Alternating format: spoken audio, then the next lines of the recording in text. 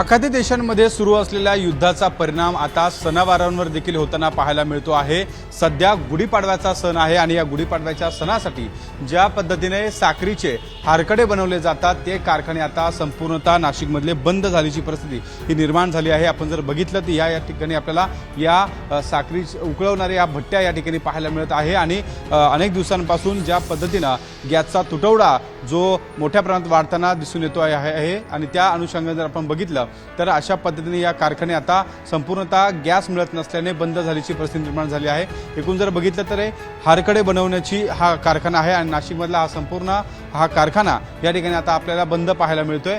एकूण जर पाहिलं तर मोठ्या प्रमाणामध्ये या कारखानदारांना त्या ठिकाणी जी मागणी होती, ऑर्डर होती, ती देखील मोठ्या प्रमाणात होती। मात्र या ठिकाणी अनेक ज्या वस्तू आहेत त्या मिळत नाहीये आणि एकूण जर बघितलं तर प्रामुख्याने गॅसचा तुटवडा मोठ्या प्रमाणात या ठिकाणी निर्माण झालेला आहे आणि त्यामुळे हे सगळे हारकडे बनवण्याचे हे कारखाने आहे त्या ठिकाणी बंद झालेले आहे। माझ्यासोबत कारखानदार देखील आहेत। काय सांगाल, एकूण जर बघितलं तर सणावाराचा काळ आहे आणि या सणासुदीच्या काळामध्ये मोठी मागणी खरं तर हारकड्यांना असते।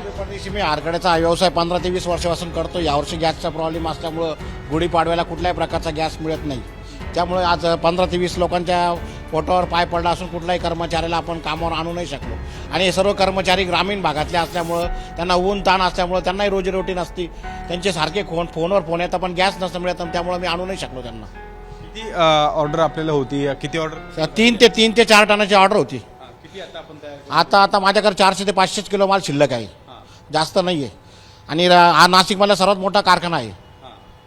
खरं तर अनेक वर्षांपासून आपण हे हारकडे बनवता, मात्र या ठिकाणी रोजगाराच्या देखील ज्या संधी आहेत त्या हुकल्या, मात्र आपल्या देखील मोठं आर्थिक नुकसान होत आहे। किती दिवसांपासून आपण गॅसची उपलब्ध करताय, मिळत नाही? 15 दिवस झाले, 15 दिवसापासून गॅस मिळत नाही। किती गॅसची अपेक्षा होती? 30 ते 25 ते 30 टाकीची अपेक्षा होती कमर्शियल, त्याच्यामुळं ती 1750 रुपये टाकी होती पण ती पण मिळत नाही।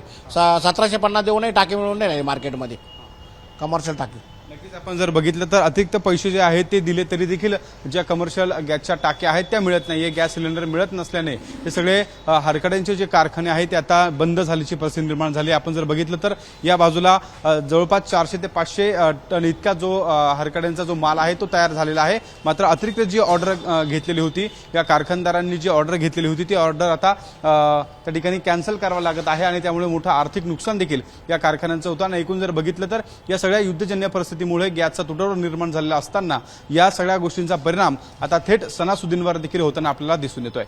कॅमेरामॅन मंगेश सोनवणेसह शुभम बोडके, एबीपी माझा, नाशिक। एबीपी माझा, उघडा डोळे बघा नीट।